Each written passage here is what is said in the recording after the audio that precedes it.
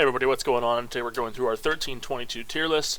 Like always, we're going to start top lane, go all the way down the map. Alright, I'm going to be talking about champions in Z, maybe some champions in S, and talk about some of the Z counter-only champions, depending on how many there are in each tier and why I think I put them there. Alright, so, low elo. Garen, despite Phase Rush and Hullbreaker both receiving nerfs, I think this champion is still a great champion for climbing in low elo. Great split pusher, great duelist, can itemize for team fights with things like Sterax and Black Cleaver. This champion is just he doesn't have that many losing matchups. He loses to Darius, Fiora, and Illaoi. He kind of is able to just neutralize everything else and scale up into an obnoxious ass side laner. Alright, Fiora. Fiora is only up here because she's good into a lot of the champions that are also up here. I think she's really hard to play at a high level, but once you get the hang of her, this champion can take you a lot of places. This champion is an elo inflation machine. She is good into Garen, she is good into Cassante, she is good into Malphite, she is good into Ornn, Renekton, Nasus, Darius, Mundo. Like, all these tanks, she will overcome them in the side lane, come 2 items and onwards, and she will just become so hard to deal with. Illaoi. Illaoi is probably one of the best champions to play if you like playing aggressive and forwarding your lane and drawing that jungle pressure. Because once you hit level 6, she is a massive 1v2 threat. She is a lane bully in the early stages. She beats a lot of the Z tier champions in laning phase, and a lot of the S tier champions, mainly the tanks. She beats. That's her biggest bully in the early game. Alright. Malphite. Malphite feels pretty self-explanatory. He is an immense lane neutralizer who can lose lane and still provide a lot of value. Rumble. This champion has been broken for over a year, and he's finally starting to gain some traction in the game, despite him being super broken for over a year with a couple different iterations. He has, no losing matchups in top lane, except for some really niche counter picks. But he is just a monstrosity. He does so much damage. He is so hard to kill with his W and the harpoon slows. Alright, Poppy. Poppy is, I think, probably one of the best blind picks in the game for top lane right now. She is so tanky. She can do a lot of damage. She wins tank 1v1 matchups. And she can beat out a lot of bruisers with her Divine Sunderer build. I think she is a super strong blind pick. I don't think there's anything that she does phenomenally. She is just an above average champion all around. She can bully a lot of bruisers. She wins a lot of the tank 1v1s, especially when she's going that Divine Sunderer setup. But she can go Iceborne Gauntlet if she falls behind, and just still have a lot of work done. Alright. So we're going to do some groupings up top lane here with the Z tier counter picks. So Brand, Gwen, and Varus top lane. These 3 picks all kind of have the same functionality in why you'd be picking them. Gwen is a little different, but Varus and Brand, they are these anti-tank AP champions. And they just do a little bit. Brand is focused more on the team fighting, whereas Varus in the 1v1 is a great answer to these health stacking champions like bruisers. Varus into things like the Nasus and the Illaoi is and the Tahm Kench is very, very good.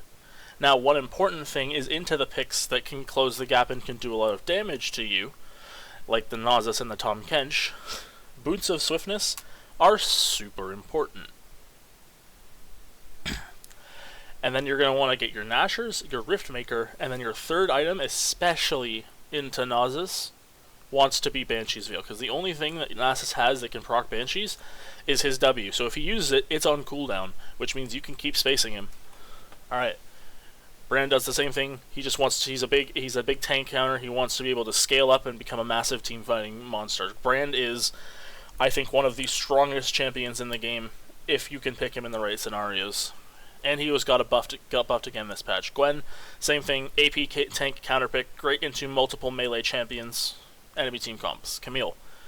So Camille is counter only in a little bit of a different facet because she is a melee champion and she can get bullied because her trading is not great in the early phases until she has access to Sheen on her first base.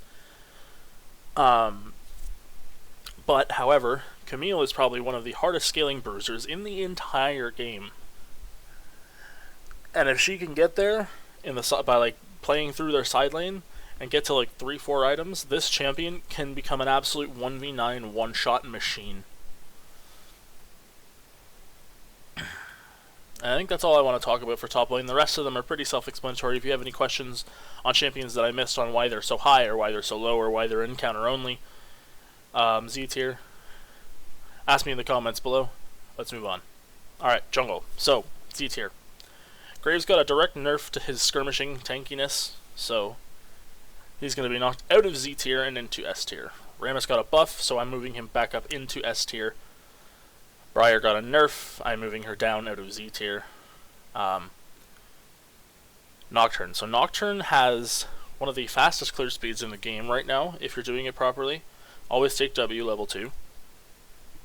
He is one of the best early game duelists when given access to lethal tempo because of his percentage amp on his W and the bonus AD from his Q. He is an immensely powerful duelist in the early stages, counter ganks galore if you can pull them off. Jarvan. Jarvan is the same thing he has been for quite a while now. He can go for cheesy ganks, his clear speed's not bad, he scales into a monstrous like CDR spamming, knock-up spamming machine who can have high team fight impact even if he has fallen behind on a personal note to get his team ahead because of the value of Cataclysm. Fiddlesticks. Fiddlesticks, again, is more of a up here for low elo reasons. Not even really. He plays around vision pockets, and this champion does so much damage for absolutely no reason. If he hits a good ultimate, one good ultimate is enough to win a whole game. Alright, Zac. So I think Zac is Z tier, and a lot of people will tell you otherwise, but this champion is tanky. He does so much damage. He has so much sustain in the jungle. He has a good jungle clear. He has creative angles that not a lot of other jungle champions can gank from, starting at level 5. Evelynn. Evelynn, again, is kind of in the same place as Fiddlesticks, where she can, like, has a different playstyle than most other junglers, and she is super obnoxious, especially if she gets ahead. She can just run around the map in stealth, perma one-shotting people, and creating tempo advantages. Z counter only. So two things is both Brand and Morgana jungle got buffed this patch, and both of them have kind of the same conditions that want to be met for when you want to pick them personally. So Brand, again, same thing as Brand in any position. He wants a game that is not going to have a whole lot of action early. He wants lanes to be neutral. He wants an enemy jungler who isn't going to permanent invade him, and he'll just turn into an absolute monstrosity of a team fighter. Now, one tip I would say for Brand Jungle is when you're playing Brand Jungle, you don't need Lost Chapter early on. Every time I play this champion in the jungle, it is a fucking rush Rylai's as fast as you can.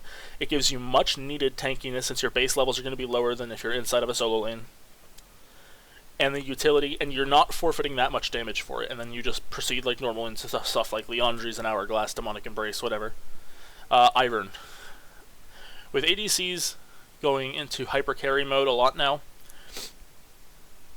Ivern is great, because Ivern not only provides peel and bonus on-hit damage for his hyper carries, he provides Daisy. Now Daisy is not that, like, phenomenal when you look at her in an isolated incident. She does a lot of damage and she can be really annoying, but the thing is in the middle of a team fight, they don't want to be pouring 4,000 of damage into Daisy to kill her more if Ivern is capable of throwing shields on him, because his AD carry is not under threat. It's just this massive ball of utility that can also do a decent amount of damage, while also having an enchanter that can peel for your AD carry. Morgana Jungle. Morgana Jungle has a crazy fast clear speed, and she's Morgana. So one thing that makes Morgana support really, really, really piss poor is she's basically functioning off of like 2.5 abilities. Because Morgana support, the whole purpose is you are this anti-dive champion, and then people don't commit to the anti-dive style. They build Leandries, and they go like Comet, instead of going like Everfrost, Glacial Augment, and playing her like a utility support, and you put 3 points in Q, and then you max Black Shield, because that is the main reason you're picking Morgana. It is a counter pick to things like Nautilus or Vi, so that your AD carry can't get point-and-click CC'd into fucking Narnia and get one shot. But Morgana Jungle actually has an ability in Tormented Soil. She can get items, get levels, do damage, get points and abilities. Like, it's great. Talia. Talia is an anti-engage champion. Your team comp needs to fit her. The enemy needs to have drafted a lot of hard engage. She can itemize it to things like Rylai's, like Hourglass, like Seraphs, so that she can play like this kind of like engaged stuffer champion who can still pump out a lot of damage. Gwen and Rumble are just very good champions. It's the same thing. They need conditions to be met. Most AP junglers do. Let's move to mid lane. So mid lane is, I think, probably one of the most diverse roles in the game right now, while simultaneously being not the most diverse, because when you get into higher skill brackets, it's just these two monstrosities in Syndra Orianna every single game, pretty much. But I think there's a lot of like space for the mid lane champion pool to diversify. So Syndra and Orianna, we've all heard this for like the last 3 patches on why they're here. I really don't want to sound like a broken record and go through it again. Naafiri is a solid, like, bruiser assassin type. Her Eclipse Cleaver Shojin build into like Cyrilda's does a lot of damage. She's quite tanky. She has a lot of repeatability. Arcane Comet Naafiri can be super obnoxious at all stages of the game. Lux, same reason I had her high up in my last list, is because she can literally just win lane without interacting. Starting at like level 5, she will one-shot casters with her E, especially if you have DMAT.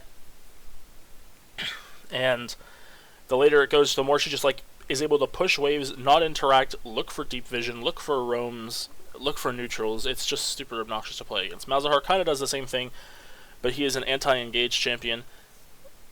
He's not super great into Syndra, the likes of Syndra, Orianna, Lux. He's kind of an answer to other things, but even blind in a lower elos where you're not going to have these super good Syndra, Orianna players, he can scale up and be played as like a stuffer and still do lots of DPS with a Lucidity Boot build and Leandre's Rylai's.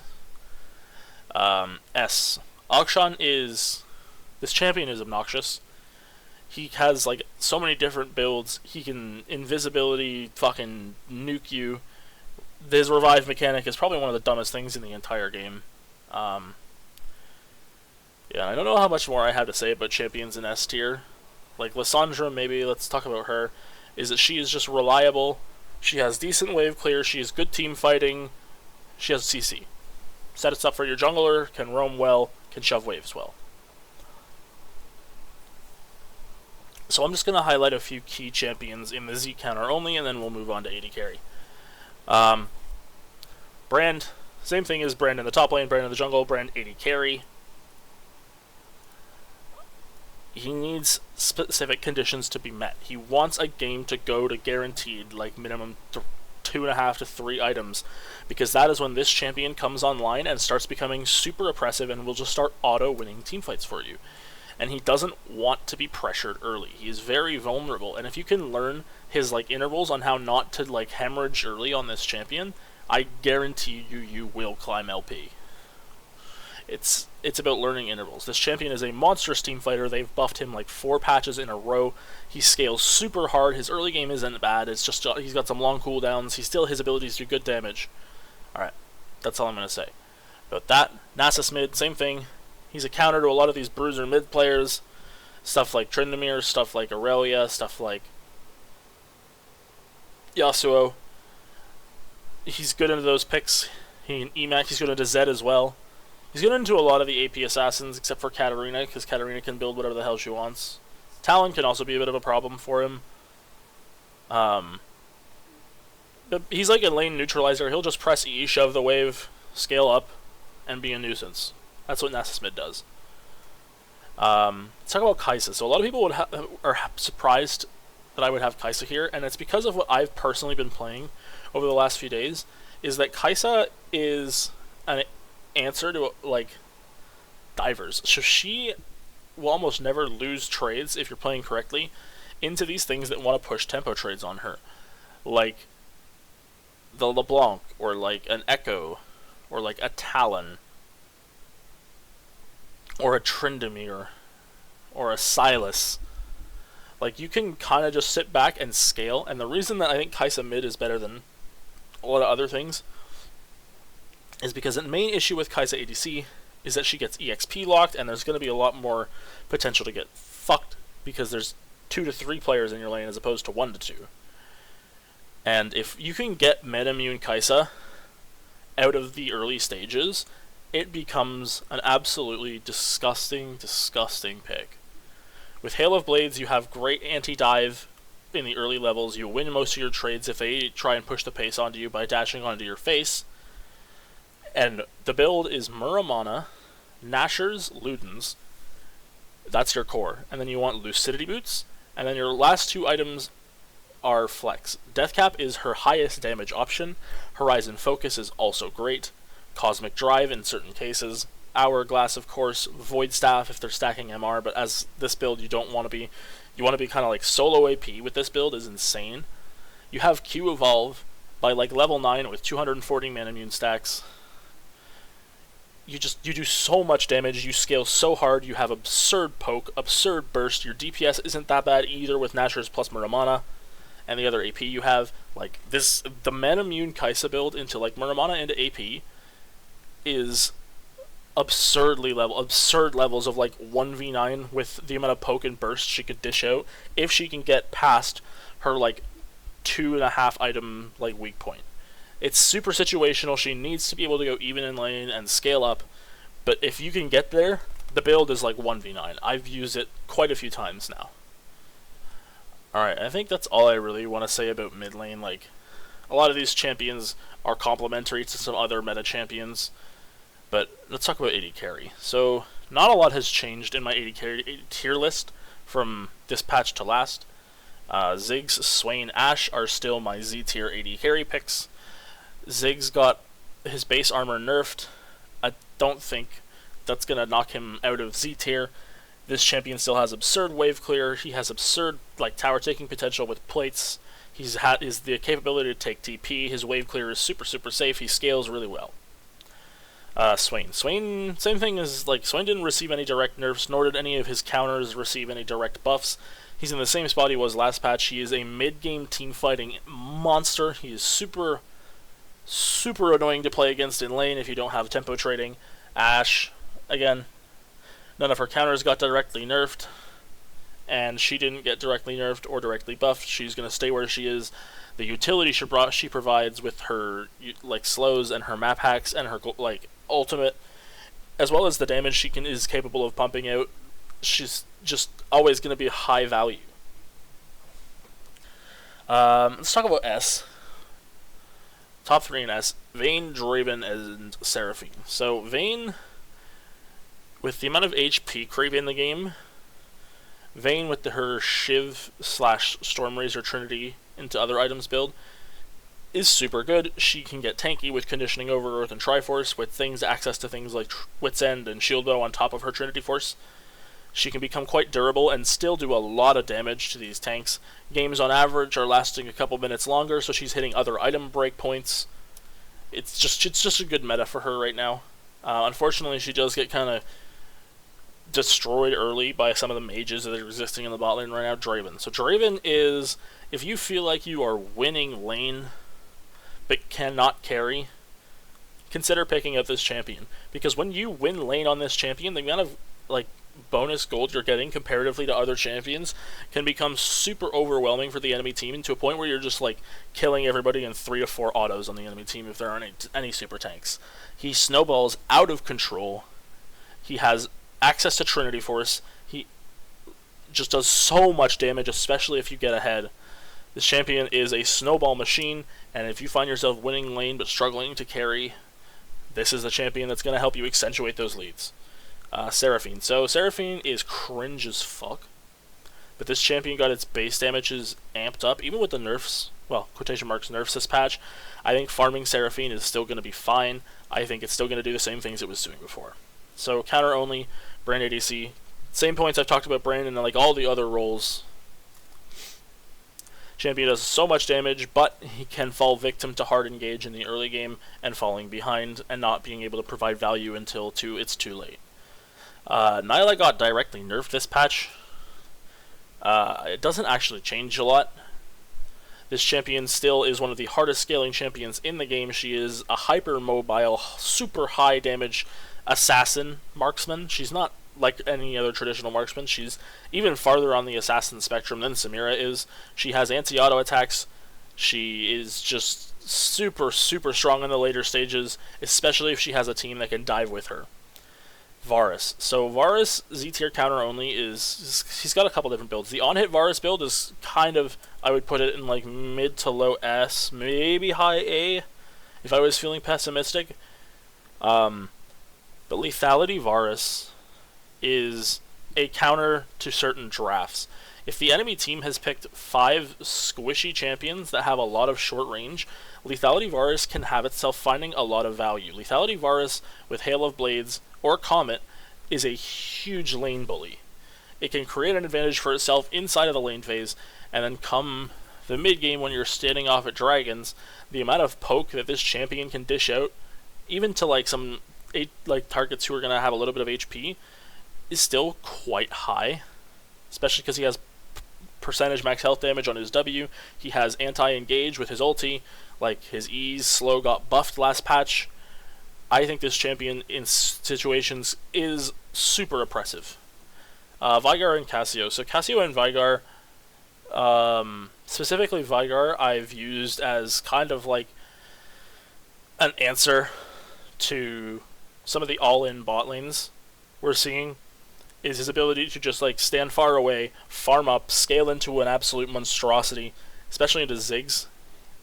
He doesn't have as much range as Ziggs, but he will just eviscerate Ziggs' frontline so fast that the poke won't matter.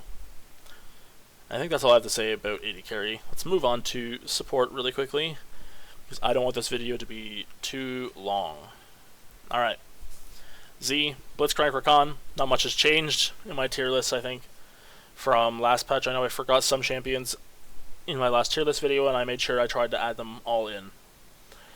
Rakan is still the same champion he was. He's flexible on his rune setup. He can play passively or more aggressively or more utility based with his runes.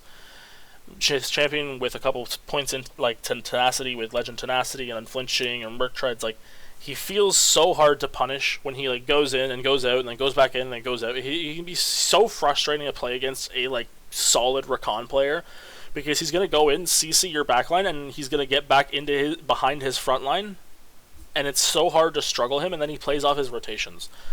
Blitzcrank in lower elo brackets is the same champion he's always been. He can facilitate picks like no other champion can, and that's the only reason he's here. He's not great at laning unless he hits some nasty hooks. He's not exceptional into like a lot. It's just the picks that this champion can facilitate can solo carry games. That's it in lower elos. Counter only. So Braum, I think, as a counter pick into certain team compositions, is one of the strongest supports in the entire game, especially with Emax. So Emax Braum not only increases the duration of his Unbreakable, it also increases the damage reduction. So at rank 5, Braum's E is 55% damage reduction for 5 seconds. For reference, Alistar's ultimate has a 7 second duration, and it's a little bit more damage reduction, and it's not directional, but this ability for tanking things and just standing in front of your AD carry and just face tanking projectiles in the mid game at level 9 is so strong, especially when you factor in the things like you could have tabbies, you can have a locket, you can have guardian. Like, this champion can just be such a wall for a hyper carry in a lot of cases that it's super situationally probably one of the best champions in the game. Other ones I want to talk about. Senna got directly nerfed this patch. I still think, as a counter pick, she is super oppressive when she is paired with Tahm Kench for fasting Senna. If you were duo queuing, it's still super good. The one thing you have to keep in mind when we are playing fasting Senna is that around 15 minutes, you want the Tahm Kench to buy the support item, and Senna wants to start farming to gain access to the gold. That's a super important distinction to be made when you're playing fasting Senna. Lissandra and Brand, I think let's talk about those. So Lissandra support has been popping up in a couple different places in the world. She has good disengage with her W in the early lane phase. Her engage in team fights when she's running Aftershock and like Locket or even Radiant Virtue is super strong. The champion just fundamentally exists super well, and the utility she can provide is really, really good. Brand, same thing as always. He wants to be able to scale up into a monstrous team fighter. This champion has been buffed so many times that he can just solo win team fights by himself no matter what fucking role he's played in. As you'll notice, Brand is in my Z tier counter for I think literally all 5 roles. This champion, I truly believe, is this strong. If you put the time into him, it doesn't matter where you're auto-filled to. If you can you can play Brand in a role if you put the time in, and you can identify when he's super good. This champion is so broken. He will literally, if they have 2+ melee champions, he can solo win you team fights, just like at 3 items, just because they have 2+ melee champions. And if they walk into a choke, against a Brand, it's just fucking doomed, right? And I think that's all I have to say. Nasus, same thing I said last patch. I actually played this yesterday. Hard counters. These champions are not super played and not super good right now. But when they are picked, if they are blind picked, Nasus support cripples both of these champions so unbelievably hard, especially a champion like Kalista, whose purpose is to be an early game dominant champion. She cannot do that into Wither. And Nasus can go into things like Everfrost and Frozen Heart, which is just going to cripple the Kalista even harder. He can move into things like Fimbulwinter and Abyssal Mask. And with Comet plus Scorch, his poke is super obnoxious too. Plus, not to remember, when the Kalista tries to all-in, you throw down the Wither, you throw down the E. Not only can Kalista not fucking play the game, and she takes a bunch of damage from your E, your AD carry is going to do more damage to the Kalista too, because when they're standing in your E, they lose 1% of their armor. Alright, I think that's all I have to say about my tier list today. If you liked the video, don't forget to share it with your friends. Leave a comment down below. Alright guys, thank you so much for watching. Have a great day.